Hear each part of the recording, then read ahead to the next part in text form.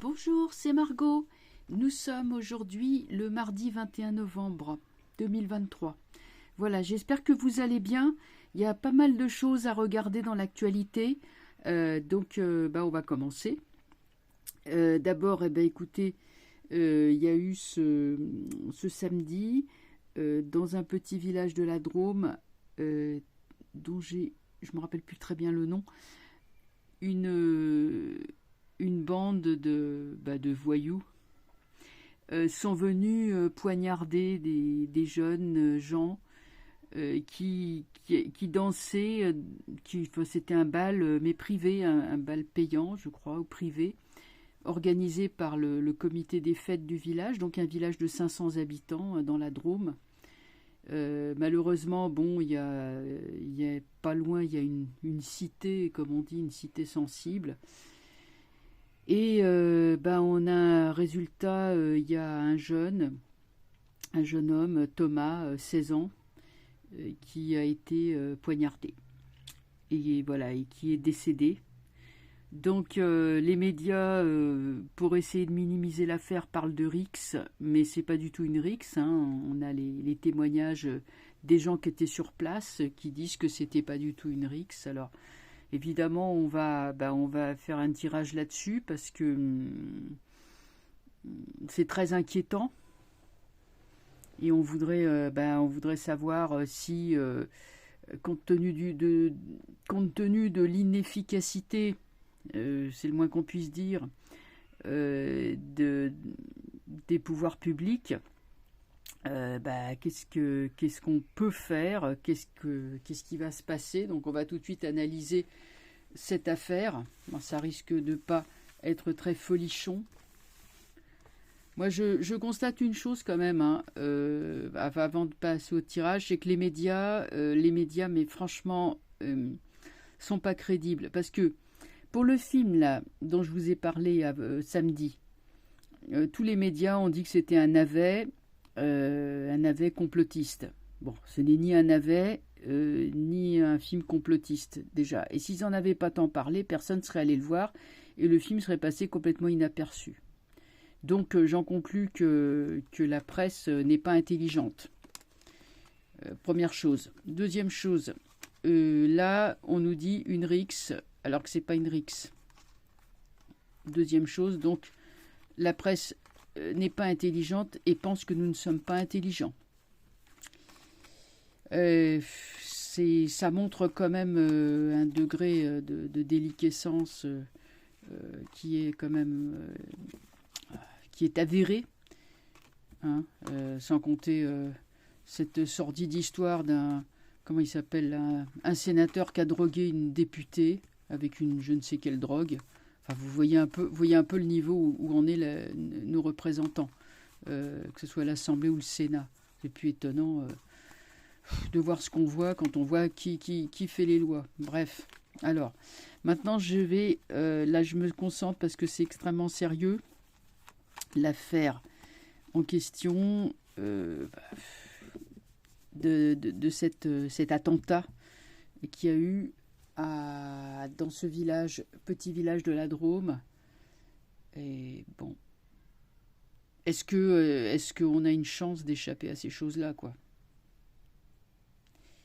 Est-ce que la situation peut se retourner? Bref, on va regarder.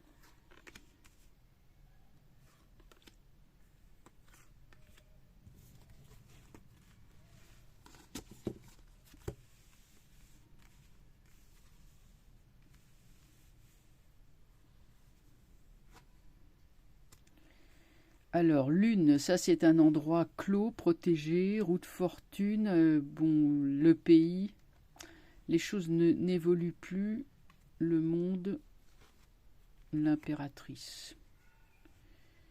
On me parle d'une situation qui est plutôt en stagnation. Tout est en train de stagner. On est sur la stagnation, sur l'attente, sur les choses qui ne vont plus comme elles devraient être. Donc, on va continuer, on va les recouvrir. Le battleur, ça c'est la jeunesse. Marrant, j'ai le pape.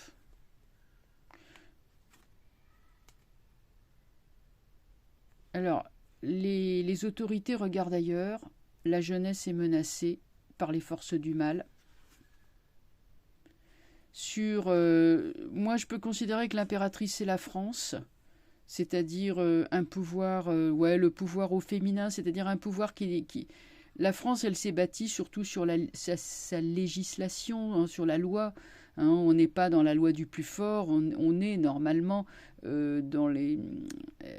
voilà, il y a la loi, tout le monde la suit, c'est un consensus, et la société fonctionne harmonieusement. Donc au départ, c'était ça l'idée, hein, c'était que tout le monde vivait sa vie sans problème, mais que voilà, et tout, voilà, ça roulait, quoi, ça tournait, la machine elle tournait bien, hein, sans violence, quoi. On n'était pas en dictature. Je parle de ça il y a très longtemps.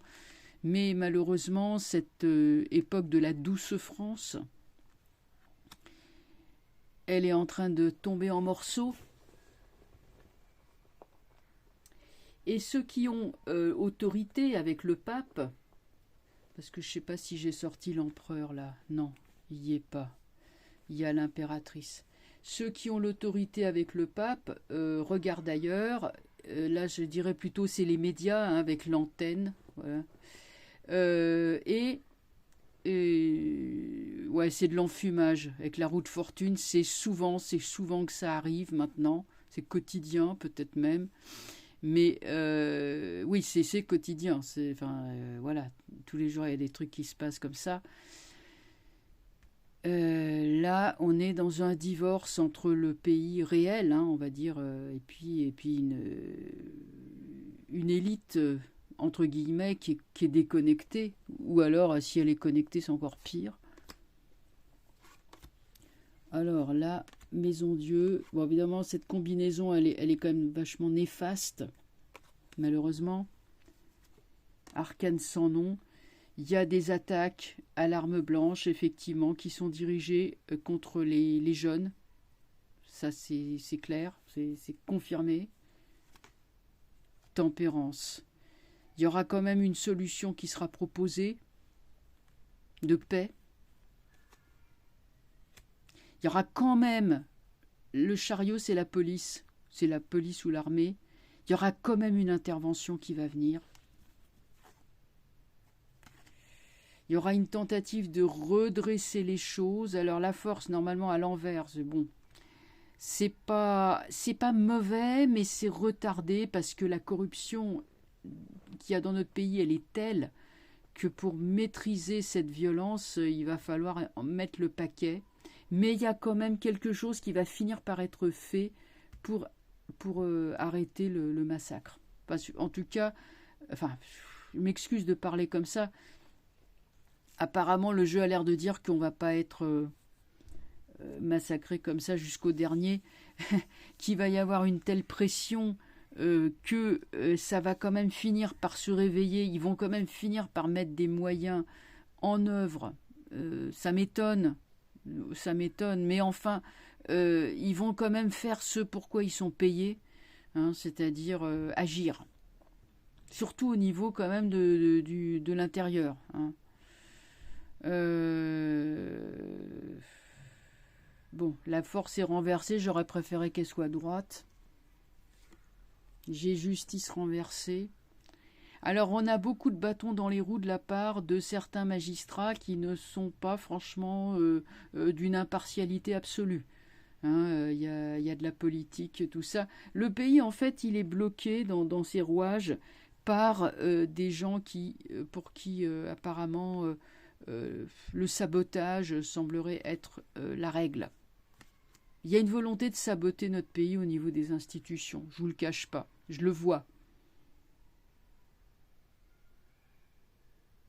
Bon, tempérance et chariot, c'est mieux que rien, mais je ne sais pas si c'est vraiment suffisant. Qu'est-ce qu'on a le soleil? Pourquoi qu'elles sortent toutes renversées? Ça m'énerve. Ça m'énerve. Mais enfin bon, écoutez, je vais pas non plus sortir tout le jeu. Après, ça n'aurait plus de sens. Ça suit son cours petit à petit. Il y a quand même des choses qui vont quand même commencer à bouger. Et j'en veux pour preuve, justement, le fait qu'en Espagne, c'est quasiment la révolution. Et évidemment, les médias, toujours pour leur taper dessus, les médias n'en parlent pas.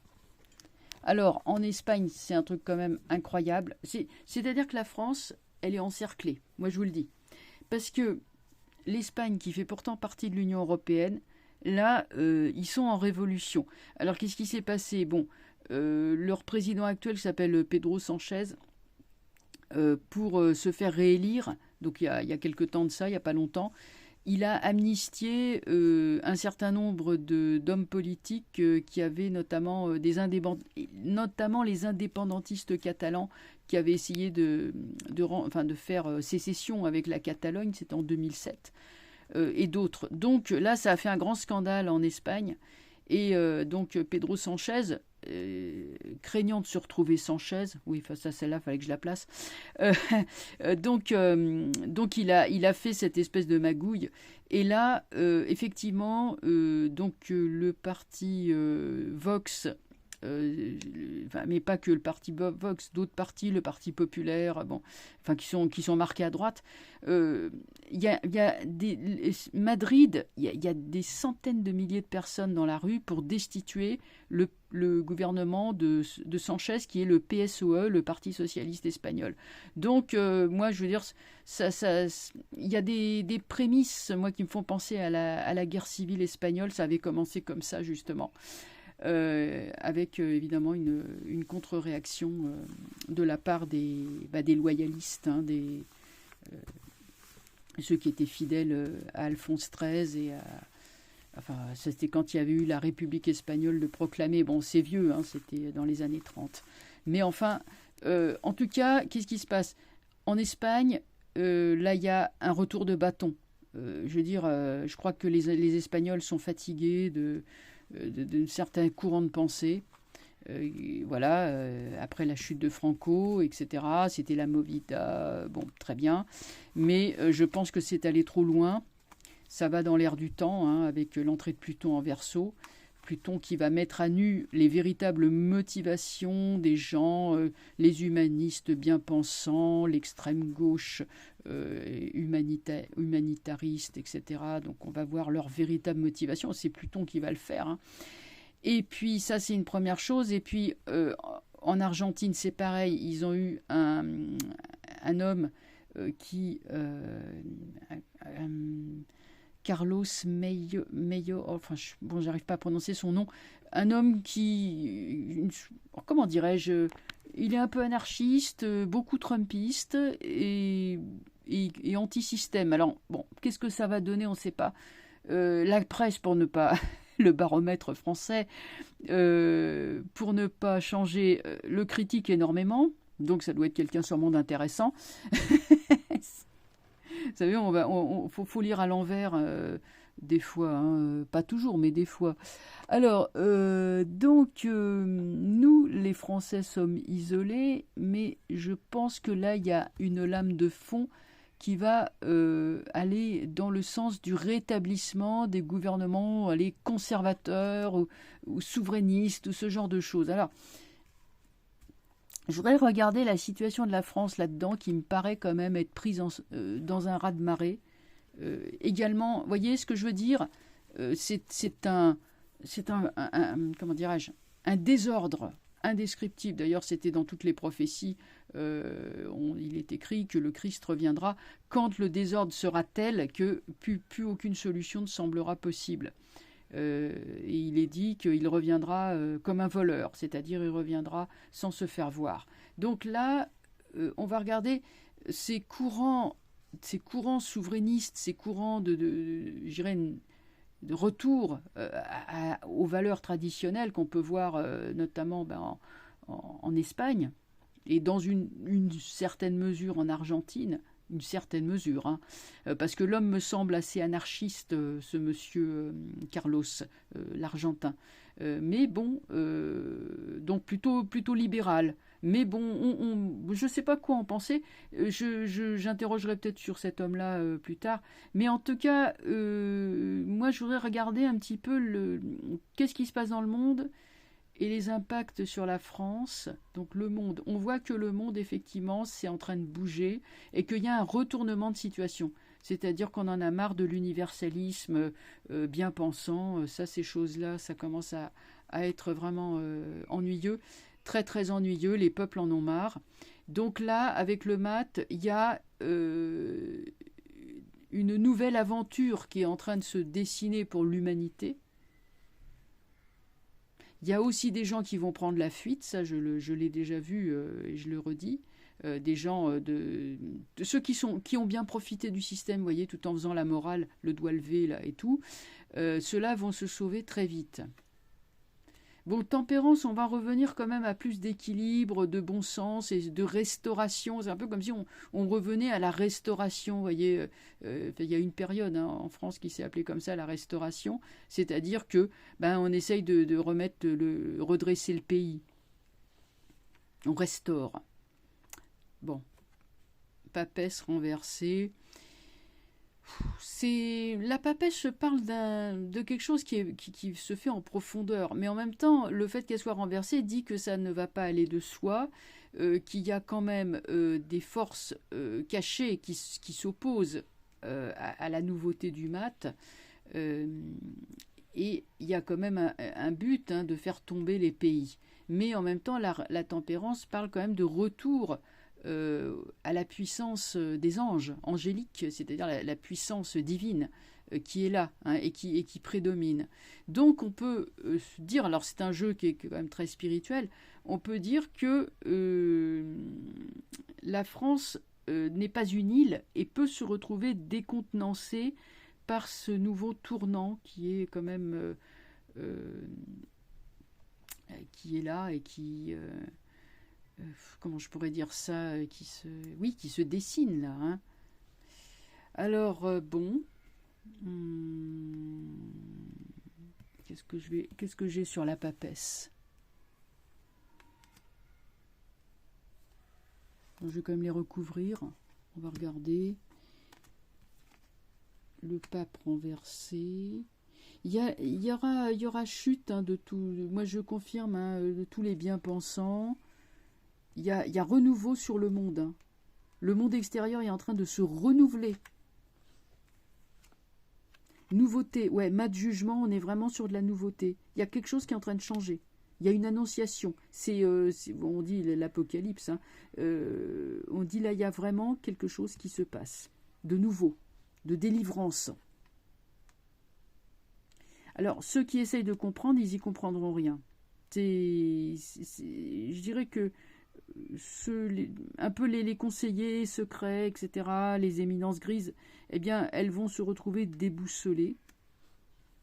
Et donc, sur papesse, j'ai pape. Donc, la papesse, les conseillers secrets ne savent plus trop quoi faire et ne savent plus donner correctement les informations erronées à leurs courroies de transmission qui pourraient représenter la presse, les médias, qui donc vont raconter des salades que le battleur n'écoutera pas et que le jugement dénoncera.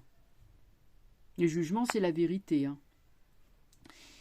Donc, l'ermite étant renversé ne peut qu'assister impuissant à la proclamation de ce qui est vrai, de ce qui est authentique et de ce que les peuples sentiront. Parce que là, il y aura des dirigeants donc qui sont mondiaux. Moi, je pense quand même que la France va être déstabilisée par ce changement de carte. Voilà. Alors, dans la foulée, je vous ai dit, j'avais quand même un certain nombre de choses à voir.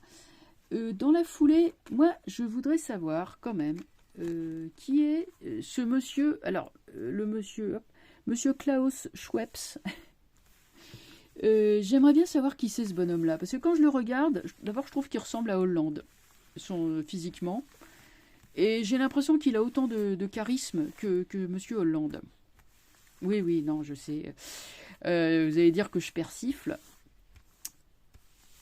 Et autant de... Je ne sais pas si cet homme-là, il a... si c'est un Talleyrand, si vous voyez, si c'est un comment dire, un génie, ou si c'est un petit monsieur bien tranquille dans ses pantoufles qui a quelques idées brillantes qu'il essaye d'appliquer à l'emporte-pièce. Voilà, je voudrais savoir qu'est-ce que c'est que ce bonhomme-là, au fond, là, ce Schweppes. Déjà, je vous dis ça parce que je vois que la madame de Ursule de la Layette me paraît pas une personne extrêmement maligne.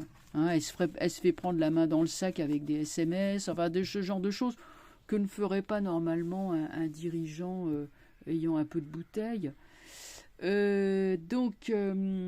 je regardais qu'est-ce que c'est que ce type-là finalement. Est-ce que c'est un cador, voilà, est-ce que c'est un cador, un type super fort que personne ne peut résister, tellement il est intelligent, tellement il est. Alors, qu'est-ce que c'est que ce bonhomme-là? Parce que c'est vrai que depuis le temps qu'on en entend parler, de lui et de son forum, là. Alors, justice, c'est un monsieur qui se cache derrière les lois, enfin les lois entre guillemets. C'est un homme mauvais. Sa puissance de nuisance est réelle parce qu'elle se cache derrière des lois. Il fait tout pour pour museler la liberté d'expression. Mais il est quand même assez mou et passif. Mais attention, avec la Lune, il travaille en souterrain pour... il y a un travail en profondeur. Après, bien qu'étant malfaisant, le jeu n'est pas extrêmement puissant non plus. C'est un homme mauvais, mais il y a une certaine passivité, une certaine mollesse quelque part. On compte beaucoup sur la passivité des gens, leur aptitude à obéir. Donc, c'est un homme qui est dans l'ombre, conseiller secret, conseiller obscur. Ouais, on est vraiment dans le complot. Alors là, pour le coup, c'est eux le complotisme, c'est plutôt eux. Hein. Il y a vraiment un complot. Mais c'est dans leur tête. Enfin, je veux dire par là, leurs idées ne sont pas applicables. Parce que c'est renversé. Le mat, jugement mat, on essaye de déstabiliser l'extérieur, les pays. Arcane sans nom. On veut supprimer les États-nations. Enfin oui, les nations, la Lune, hein, c'est la maison, c'est les foyers. On veut supprimer ça. Mais ce faisant, l'arcane sans nom menace cet ermite et le menace dans le dos. Donc c'est retour de bâton en fait. Ce monsieur Schweppes risque de se retrouver quand même débordé par des réactions qu'il n'a pas prévues. Alors là, c'est ses amis. Effectivement, c'est le Forum mondial, mais encore une fois, il est renversé. Hein. C'est pas puissant. Il y a Maison Dieu. Cet homme-là et ses amis, hein, ils seront plusieurs, ils seront confondus et il y aura une chute pour eux. C'est chute, hein, Maison Dieu, c'est chute pour eux. L'étoile revient, donc là on est sur le renouveau. J'aurais préféré qu'elle soit droite, mais enfin renversée, elle est bonne quand même. Et sur Arcane sans nom, j'ai Battler. J'ai également la nouveauté, mais la nouvelle société qui est en train de se faire jour mettra beaucoup de temps à se remettre, à naître. Voilà, elle mettra, oui, déjà à se remettre et à naître. Mais il y a quelque chose de nouveau, malgré tout, qui est en train de se préparer et qui peut surprendre et déborder ces messieurs-dames de Davos. Et notamment ce monsieur Schweppes. Bon, quant à Ursule de la Layette, elle est archi mouillée, archi corrompue, archi ceci, archi cela, archi grillée. Bon, elle n'a jamais été élue. Hein. En fait, donc, c'est une sorte d'oligarchie de gens qui sont autoproclamés et qui font leur petite sauce dans leur petit coin, mais bon, je pense qu'ils n'ont pas toutes les données en main et que effacer un État-nation, ça n'est pas si simple que ça. Ici est vertu, c'est évident, mais ça n'est pas si simple que ça. Voilà, écoutez, bon, j'espère que cette vidéo a un peu fait le tour des choses. Je vais arrêter là. Et bah, et bien sûr, on se tient au courant de tout ça, de tout ce qui arrive. Euh, on suit l'actualité. Et puis donc, voilà, je reviendrai bien sûr prochainement avec une autre vidéo. Allez, bonne fin de journée, à bientôt. Au revoir.